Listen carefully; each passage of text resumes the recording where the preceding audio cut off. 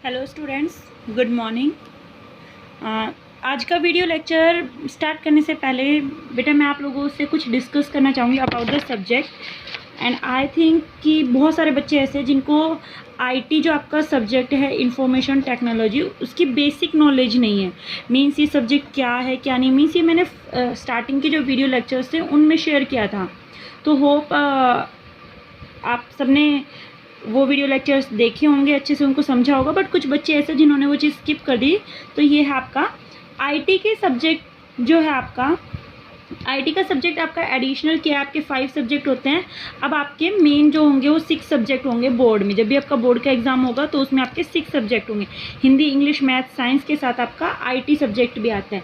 बस इस सब्जेक्ट में जो मेन डिफरेंस है वो ये है कि जो आपके बोर्ड में बाकी सब्जेक्ट जो 80 मार्क्स का रिटर्न एग्ज़ाम होता है आपका एंड 20 मार्क्स का आपका प्रैक्टिकल के आपके मार्क्स मिलते हैं, मीन्स स्कूल से जो आपको मार्क्स मिलते हैं, राइट। वहीं पे ये आपके अदर सब्जेक्ट है। अगर हम आईटी की बात करते हैं तो इंफॉर्मेशन टेक्नोलॉजी में आपका 50 मार्क्स का थ्योरेटिकल बोर्ड में एग्ज़ाम होगा एंड रेस्ट 50 जो है वो आपको स्कूल से प्रोवाइड होंगे। मीन्स आपके लैब के प्रैक्टिकल वर्क होंगे, नोटबुक होगा, नोटबुक के मार्क्स होंगे आपके, आपने क्लास में कैसा आपका बिहेवियर है, आपकी कम्युनिकेशन कैसी है क्लास में, इन सभी के बेसिस पे, ठीक है। आप अपना होमवर्क कितना कंप्लीट रखते हैं, टाइम टू टाइम कितना अपना होमवर्क, अभी अगर मैं चेक करूं तो कौन बच्चा homework time to time send कर रहा है, राइट, बिना कहीं। तो ये है आपका 50 मार्क्स का जो होगा वो आपका बोर्ड में रिटर्न एग्जाम होगा। जो भी मैं आपको थ्योरेटिकल अभी वीडियो लेक्चर्स प्रोवाइड करवा रही हूँ उन्हीं बेसिस पे आपका 50 मार्क्स का एग्जाम होता है। अब फर्स्ट यूटी हमने नहीं किया था क्योंकि फर्स्ट यूटी में हमारा ज़्यादा सिलेबस कवर नहीं हुआ था इतना, तो इस वजह से हमारा फर्स्ट यूटी नहीं हो पाया था। नेक्स्ट हमारे आगे एग्जाम्स होंगे और इसके मार्क्स भी लगेंगे। कुछ बच्चों को है कि हमने बुक अभी तक नहीं ली है, कौन सी बुक लेनी है मैम ने अभी तक नहीं बताया ये सब कुछ। तो बुक के लिए क्या है बेटा, बुक मैं आप लोगों को अभी इसलिए मना कर रही हूँ, बुक मैंने स्टार्टिंग में इसलिए मना की थी क्योंकि जो प्रीवियस ईयर जो बुक आई थी आपकी शिल्पा भारद्वाज की आईटी इंफॉर्मेशन टेक्नोलॉजी की, अब हर साल जो आपका सिलेबस चेंज होता है उसी के अकॉर्डिंग इस साल फिर सिलेबस चेंज हुआ अभी जुलाई में, तो फिर वो सिलेबस चेंज हुआ है तो आपकी बुक भी चेंज होनी है। तो इस वजह से मैंने आप लोगों को बुक रिकमेंड नहीं की थी। बुक की इतनी ज़्यादा जरूरत नहीं। अगर मैं आपको जो PDF नोट्स प्रोवाइड करवा रही हूँ, आपको जो क्लास में पढ़ा रही हूँ, आप वो पढ़ लेंगे तो 10th में जो आपका ये 9th का सिलेबस है 50% यही सिलेबस होता है, 50% सिलेबस बस आपका इंक्रीज होता है। सेम टू सेम यही सिलेबस है जो आपका 9th का सिलेबस है आपका 10th में भी, ठीक है। तो इसलिए मैंने बुक मना की कि 9th की बुक मत लो। अगर आप लेना चाहते हो तो फिर भी आप ले सकते हो। आईटी की बुक है आपकी इंफॉर्मेशन टेक्नोलॉजी की।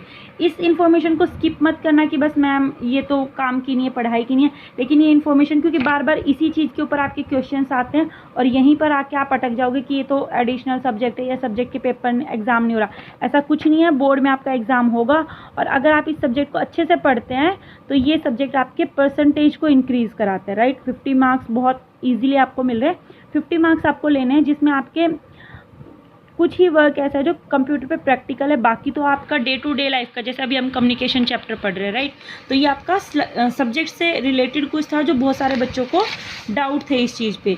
अब अगर हम आगे चलते हैं लाइक दैट, अब मैंने आप लोगों को जो प्रीवियस असाइनमेंट दिया था वो असाइनमेंट चेक किया है, तो उस असाइनमेंट में मोस्टली बच्चों की बहुत सारी मिस्टेक्स हैं, ठीक है।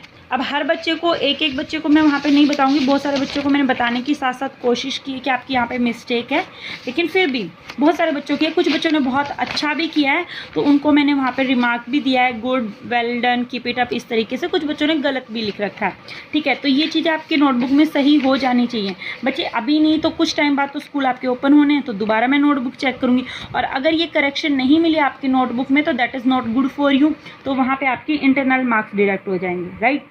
तो अब हम चलते हैं अपना असाइनमेंट जो हमने प्रीवियस वीक में मैंने आपको दिया था उस पर। What is the cell address of the cell contain the highest total marks. बेटा मैंने सेल एड्रेस पूछा था, ठीक है। बहुत सारे बच्चे पता नहीं क्या आंसर दे रहा है, डोंट नो, मैक्स फंक्शन लगा रहे हैं। मैंने सेल का एड्रेस पूछा है कि जिसमें हाईएस्ट टोटल मार्क्स है, तो ये आपका टोटल मार्क्स का कॉलम है।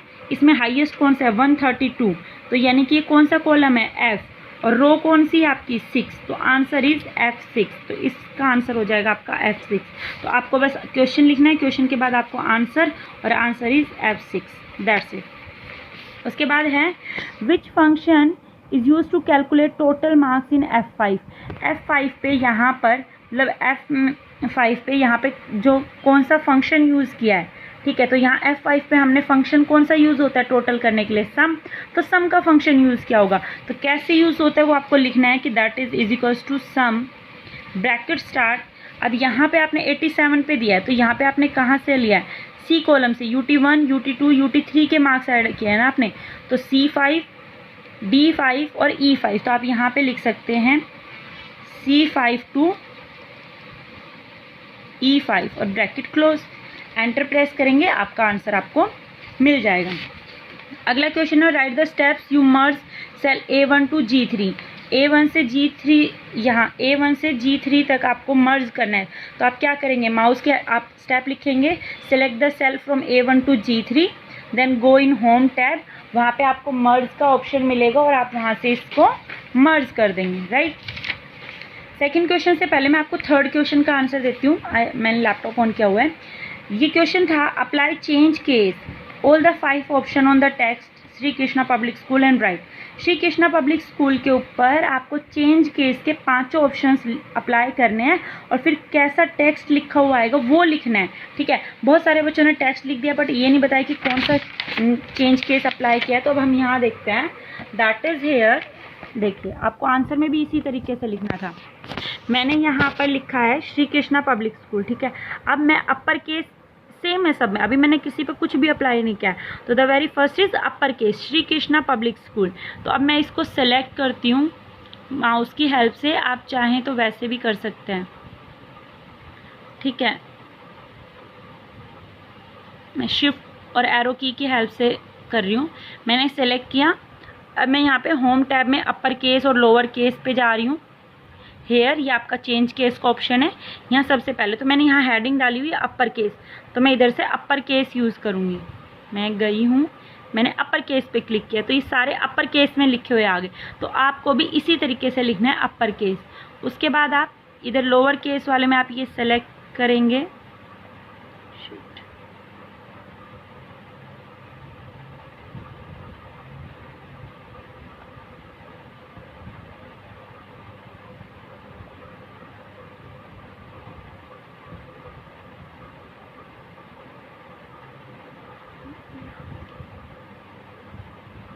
ये मैंने सेलेक्ट किया। वही मैं अब चेंज केस के ऑप्शन पे जाऊंगी। यहाँ पे मैंने लोअर केस पे क्लिक किया, तो ये आपका लोअर केस में हो गए, सारे आपके स्मॉल वर्ड्स में। फिर मैंने यहाँ पे ये मेरे पास दोबारा है, मैं इसको फिर से सिलेक्ट करती हूँ। सिलेक्ट करने के बाद just I select it and then I go on change case again. Change case पे जाके हम इसको दोबारा से, here it is of sentence case, तो हम यहाँ पे सेंटेंस केस अप्लाई करेंगे। तो सेंटेंस केस में आपका जो फर्स्ट लेटर होता है that should be in capital. Then तो ये आपका सेंटेंस केस है। In sentence case you know कि only the first alphabet is capital, तो आपका फर्स्ट अल्फ़ाबेट कैपिटल होगा। उसके बाद है आपका capitalise each letter. Capitalise each letter में आपका क्या है, आप इसको सेलेक्ट करेंगे, वही आप चेंज केस पे जाएंगे एंड इन चेंज केस आप ऑप्शन लेंगे capitalise each word. Capitalise each word में क्या है, जितने भी आपके वर्ड्स हैं उनका फर्स्ट अल्फ़ाबेट है वो आपका क्या हो जाएगा, कैपिटल, तो that is capitalise each word. फिर आपका क्या है, टॉगल केस। अब टॉगल केस में क्या है, अब टॉगल केस में आप इसको सेलेक्ट करेंगे। सेलेक्ट करने के बाद आप इधर से सेम चेंज केस में आप टॉगल केस पे क्लिक करेंगे। टॉगल केस में क्या होता है कि हर वर्ड का फर्स्ट अल्फ़ाबेट आपका स्मॉल होगा, बाकी सेंटेंस का फर्स्ट अल्फ़ाबेट आपका स्मॉल होगा, बाकी पूरा सेंटेंस आपका कैपिटल में होगा। तो ये आपका श्री कृष्णा पब्लिक स्कूल आपका यहाँ पे आपको मिल जाएगा। तो ये आपके 5 केसेस हैं जो चेंज केस में अवेलेबल होते हैं, upper case, lower case, sentence, capitalise and toggle case. तो इसी तरीके से आपको असाइनमेंट में आंसर करना है, जो कि बहुत ही रेयर कुछ बच्चों ने किया है, जिनको मैंने रिमार्क्स भी दिए हैं। बाकी सभी बच्चों ने गलत कर रखा है, तो आपकी नोटबुक में ये करेक्शन होनी चाहिए। You got it. Then the next question है आपका, उसमें सेकंड क्वेश्चन जो हमने स्किप किया था, right any 3 functions of MS Excel with example. Sum का एग्जाम्पल मैंने दे रखा है, तो इसको छोड़ के इस एक्सेप्ट सम आपको 3 और लिखना है। तो एक्सेप्ट सम आपका 1 इज़ मैक्स फंक्शन जो मैक्सिमम वैल्यू प्रोवाइड करता है, 1 इज़ मिनिमम फंक्शन, ठीक है, 1 इज़ काउंट फंक्शन, एवरेज और एक आपका टुडे। तो इस तरीके से ये आपके कुछ फंक्शंस हैं जिनको आप यूज़ कर सकते हैं, ठीक है। तो ये आपके सेकंड का आंसर है। Right the functions performed when we press control plus shift plus C. बच्चे बहुत सारे बच्चों ने इसका आंसर गलत लिखा हुआ है, सबने लिखा हुआ है कीबोर्ड स्वैप लाइक दिस। ये आंसर गलत है। Control plus shift plus C ये जो शॉर्टकट की है ये आपका to activate format painter tool, ये होती है to activate format painter tool. Control plus W to close the MS Word. Control P print की कमांड है और कंट्रोल V पेस्ट की कमांड है, ठीक है। इसके बाद स्टेटस बार में आप लिख सकते हैं status bar is a component of MS Word which show number of pages, which show the information of number of pages, number of words and on which page you are working, ठीक है। कितने pages आपने total बनाए हैं, कितने words उसमें आपने लिखे हैं और कौन से पेज पे अभी आप काम कर रहे हैं, ये स्टेटस बार होता है। उसके बाद आपका जूम कंट्रोल। जूम कंट्रोलर में आप बता सकते हैं it is a component of MS word located at the right bottom corner and by using zoom controller we can zoom in and zoom out the MS word document. इसके बाद आपका title bar, it is located on the top of the MS word and it show the name of MS word file. ये आपके assignment के answer है और as per जिस तरीके से मैंने आंसर बताया बच्चे मुझे उसी तरीके से आंसर चाहिए। मोस्टली स्टूडेंट्स ने बहुत गंदा काम किया हुआ है, रफ वर्क की तरह आपने नोटबुक मेंटेन की हुई है और जो कि मुझे बिल्कुल नहीं चाहिए। Notebook should be neat and clean and in a good hand writing, right. तो मुझे वो चीज़ चाहिए दोबारा से, आप दोबारा सेंड करेंगे मुझे। अब हम इसके बाद नेक्स्ट मूव ऑन करते हैं, ये हमारा असाइनमेंट वर्क था। अब हम अपना नेक्स्ट चैप्टर स्टार्ट करते हैं, फोर्थ चैप्टर आपका क्या है, हम पढ़ रहे थे कम्युनिकेशन, राइट। तो कम्युनिकेशन में हमने अभी तक पढ़ा था कि आपका ओरल कम्युनिकेशन होता है, रिटर्न कम्युनिकेशन है, non verbal and visual. Oral communication में हमने पढ़ा था कि ओरल कम्युनिकेशन हमारा किस तरीके से होना चाहिए, हमें क्या बातें ध्यान रखनी चाहिए। नॉन वर्बल में हमारी बॉडी लैंग्वेज अच्छी होनी चाहिए, टोन अच्छी होनी चाहिए, आई कॉन्टैक्ट होना चाहिए पूरा प्रॉपर, क्या क्या हमारे बैरियर्स आ सकते हैं, ठीक है।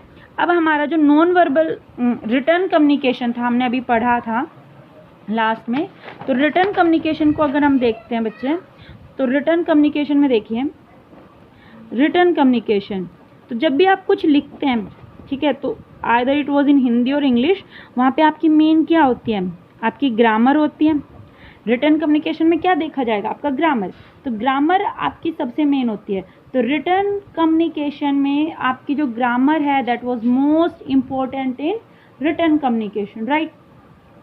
रिटर्न कम्युनिकेशन को अगर हम लेते हैं तो रिटर्न कम्युनिकेशन आपके फ्यूचर यूज़ में भी काम आती है, ठीक है। अगर आपने कोई रिटर्न कम्युनिकेशन की, आपके पास कोई इन्फॉर्मेशन है, कोई नॉलेज है जो आपने लिख रखी है, तो वो फ्यूचर में भी काम आ सकती है। जैसे कि अगर कोई बुक है वो फ्यूचर में भी जो भी बच्चा पढ़ेगा, जो भी जिसको भी मिलती है वो उस बुक से पढ़ सकता है।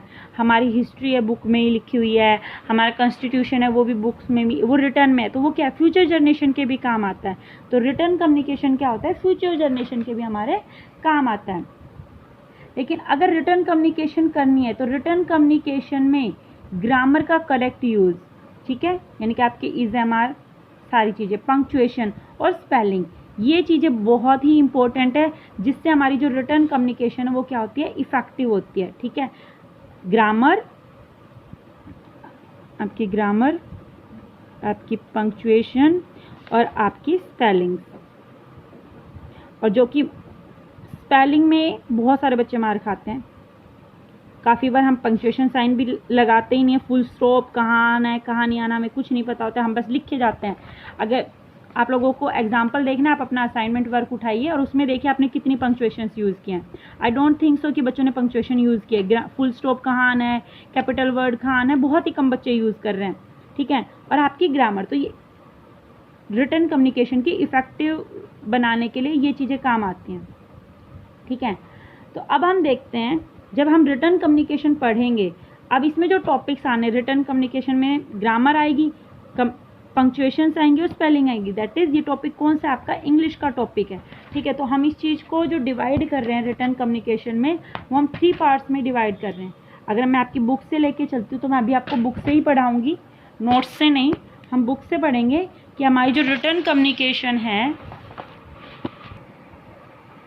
अब हम अपनी रिटर्न कम्युनिकेशन पे आते हैं, ठीक है। तो ये देखिए, हम बुक से ही मेन कुछ टॉपिक्स उठाते हैं। The correct usage of grammar, punctuation and spelling is a key to effective writing. तो अगर हमें हमारी राइटिंग को इफेक्टिव बनाना है तो हमारी ग्रामर, पंक्चुएशन और स्पेलिंग अच्छी होनी चाहिए, ठीक है। अगर उसमें इनमें ही अगर एरर्स हैं तो हमारी जो हमारा जो कम्युनिकेशन गोल है वो अचीव नहीं हो पाता। एक आपका कोमा भी आपके मीनिंग को चेंज कर देता है, ठीक है। तो अब हम देखते हैं। So by now we have understood the significance of writing skill, ठीक है। अगर राइटिंग स्किल्स को अच्छा करना है तो ये 3 चीज़ें हमारी बेस्ट होनी चाहिए, ठीक है। अब देखो, फ्रेजेस, क्लोजेस एंड सेंटेंस, ये 3 स्ट्रक्चर्स हैं जो इंग्लिश लैंग्वेज में सबसे ज़्यादा हैं। क्या फ्रेज आप यूज़ कर रहे हो, क्या क्लोज यूज़ कर रहे हो, और सेंटेंस। सेंटेंस में आपका पूरा आ जाता है पार्ट ऑफ स्पीच, जो भी आपका सब कुछ। तो ये 3 चीज़ें हैं जिसमें आपका इंग्लिश लैंग्वेज का स्ट्रक्चर बनता है, ठीक है। तो फ्रेजेस और क्लोज, ठीक है, ये आपका मैं स्किप कर रही हूँ यहाँ पर, हम इस चीज़ को बाद में देखेंगे। हम सबसे पहले देखते हैं सेंटेंस, राइट। सेंटेंस, तो हम सेंटेंस पे आते हैं। सेंटेंस आप सबको पता है कि कोई भी वर्ड्स का कम्बिनेशन जो आपको एक सेंस प्रोवाइड करे, एक मीनिंगफुल इन्फॉर्मेशन दे रहा है, वो क्या है, सेंटेंस है। और जो कि एंड किससे होता है, फुल स्टॉप से, स्टार्ट होता है कैपिटल लेटर से। A sentence is a group और a combination of words to express complete thought और सेंस। जैसे plants need soil, comma, water and sunlight to grow. इसकी एक कंप्लीट सेंस निकल रही है। ग्रुप ऑफ वर्ड्स हैं जो कि कैपिटल लेटर से स्टार्ट हो रहा है, फुल स्टॉप पे ये खत्म हो रहा है। ये सेंटेंस है आपका। देखो, जंप्ड इनटू अ सी, ये भी आपका एक कॉम्बिनेशन ऑफ वर्ड्स है।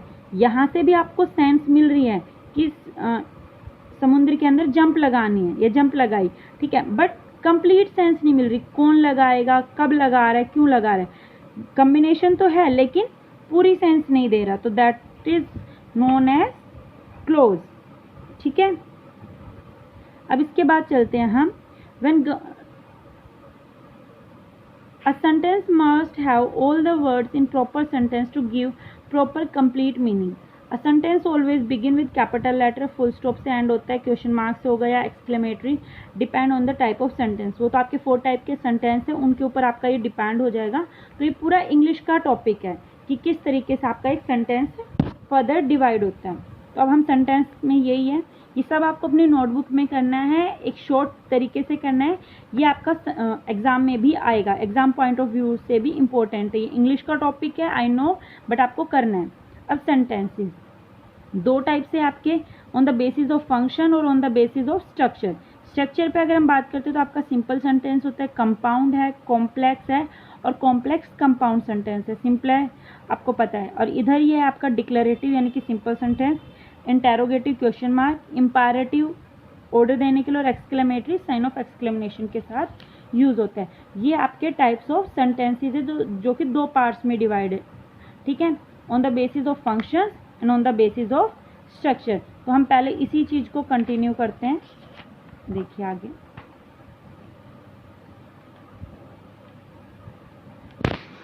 हेयर आपका है सबसे पहले on the basis of function, कि उनका क्या फंक्शन है, क्या मीनिंग निकल रहा है, right.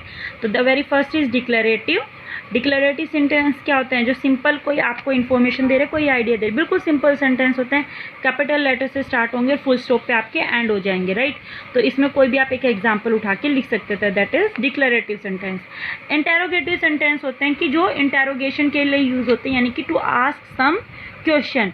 They may be WH family और they may be helping word. वो WH फैमिली से भी स्टार्ट हो सकते हैं या हेल्पिंग वर्ब से भी स्टार्ट हो सकता है।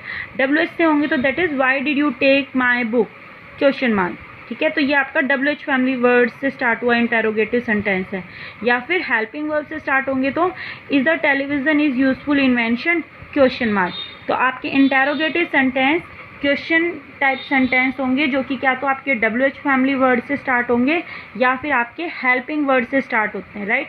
और क्वेश्चन मार्क से फॉलो होते हैं। इनके लास्ट में आपको क्या मिलेगा, क्वेश्चन मार्क मिलेगा, that is interrogative type sentence.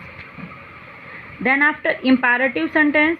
Imperative sentence होते हैं वो सेंटेंस जिनके थ्रू हम कोई रिक्वेस्ट देते हैं, करते हैं, कोई कमांड दे रहे हैं, कोई एडवाइस दे रहे हैं या कोई ऑर्डर दे रहे हैं, दैट आर इंपैरेटिव सेंटेंस। और ये भी आपके कैपिटल लेटर से स्टार्ट होते हैं, फुल स्टॉप से एंड होते हैं, बट ये सिंपल कोई इन्फॉर्मेशन नहीं दे रहे होते हैं। इनसे क्या तो हम किसी को कोई कमांड दे रहे हैं या फिर हम किसी से कोई रिक्वेस्ट कर रहे हैं, इस तरीके की कुछ एक्ट्स होते हैं, ठीक है। तो ये क्या है आपके इम्पेरेटिव सेंटेंस, जैसे कि shut the door, shut the door, दरवाज़ा बंद करो। इसमें क्या है आपका, हम ऑर्डर दे रहे हैं किसी को, क्या कर रहे हैं हम, ऑर्डर दे रहे हैं, that is imperative sentence. Now we move on the next, exclamatory sentences. Exclamatory sentence क्या होते हैं कि वो सेंटेंसेस जिनमें कोई सडन फीलिंग आ रही हो आपकी, एकदम से अचानक से कोई फीलिंग हो, either it was in happy feeling है, सैड फीलिंग है, किसी को सरप्राइज कर रहे हो आप, ठीक है। तो एक स्ट्रॉन्ग फीलिंग जहाँ पे आती है वो एक्सक्लेमेटरी सेंटेंसेस होते हैं। और इन सेंटेंसेस में आपका क्या होता है, साइन ऑफ एक्सक्लेमेशन, ठीक है। तो ये किसके साथ होते हैं आपके, sign of exclamation. What a beautiful garden, देखो ये स्टार्ट तो WH से हुआ था, लेकिन ये एंड किससे हो रहा है, साइन ऑफ एक्सक्लेमेशन से। तो ये आपका किसका हो रहे हैं, एक्सक्लेमेटरी सेंटेंसेस। क्या है ये आपके एक्सक्लेमेटरी सेंटेंसेस। तो these are your exclamatory sentences. इसके बाद है आपका on the type basis of structure. अब स्ट्रक्चर की बात आ गई कि उनका स्ट्रक्चर कैसा है, कि उसके अंदर आप जो आप सेंटेंस यूज़ कर रहे हैं वहाँ पर डिपेंडेंट क्लोज है, इंडिपेंडेंट क्लोज है, या ये सारी चीज़। तो सिंपल सेंटेंस तो क्या होगा, जो बिल्कुल सिंपल हो, ठीक है, is made up of only one clause, एक क्लोज होता है, दैट इज इंडिपेंडेंट क्लोज। ये आप 8th क्लास में भी पढ़ के आए हैं इंग्लिश ग्रामर में। तो इसमें सिर्फ आपका क्या होगा, एक क्लोज होगा, that is independent clause. He ate an apple, he ate an apple, they are playing. ये सिंपल सेंटेंस है, किसी पे डिपेंड नहीं हो रहे कि उसने एप्पल क्यों खाया, कहाँ खाया, किस तरीके से खाया, उसने एक एप्पल खाया, दैट इनफ। तो यहाँ से हमें एक पूरे सेंटेंस मिल रहा है, किसी पर डिपेंड नहीं हो रहा। तो ये आपके सिंपल सेंटेंसेस है, दूसरों पर रिलाई नहीं करते। मेन सेंटेंस, मेन वर्ब, इसी में है सब कुछ। उसके बाद है आपका compound sentence. A compound sentence has at least 2 main clauses connected by a conjunction such as and for. ये किसी कंजक्शन से कनेक्ट होते हैं और इसमें 2 मेन क्लोज होते हैं। But it has no dependent clause, लेकिन किसी पे कोई डिपेंड नहीं होता, ठीक है।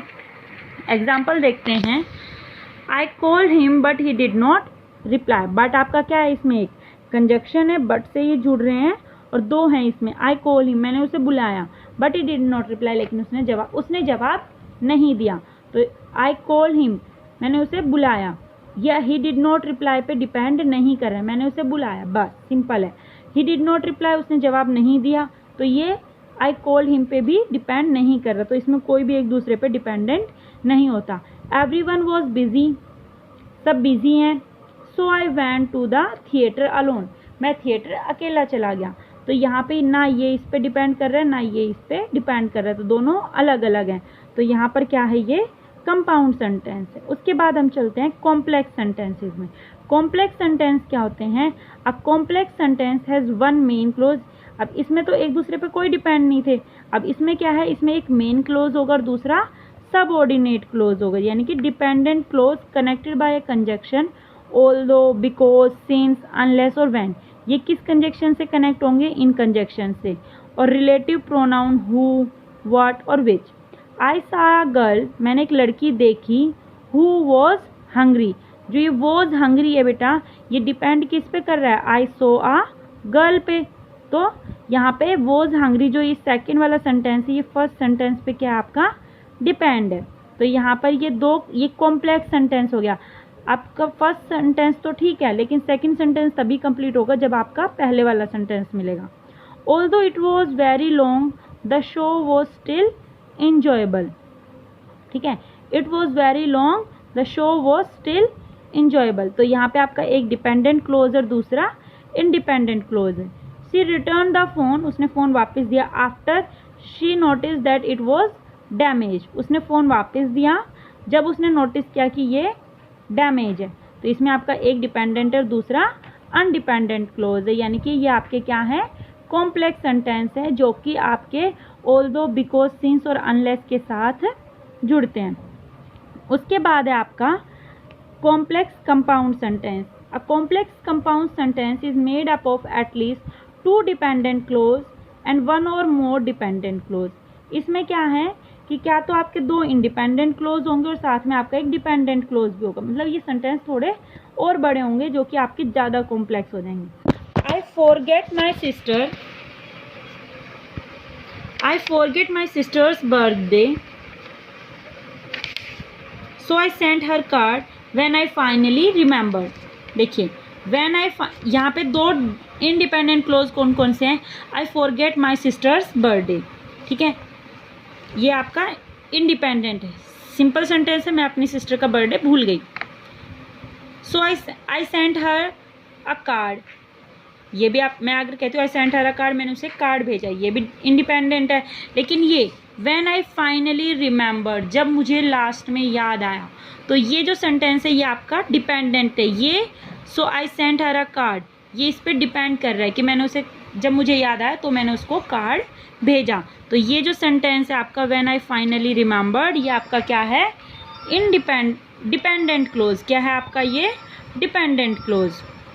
उसके बाद Sana cried when her puppy got hurt but he soon get better.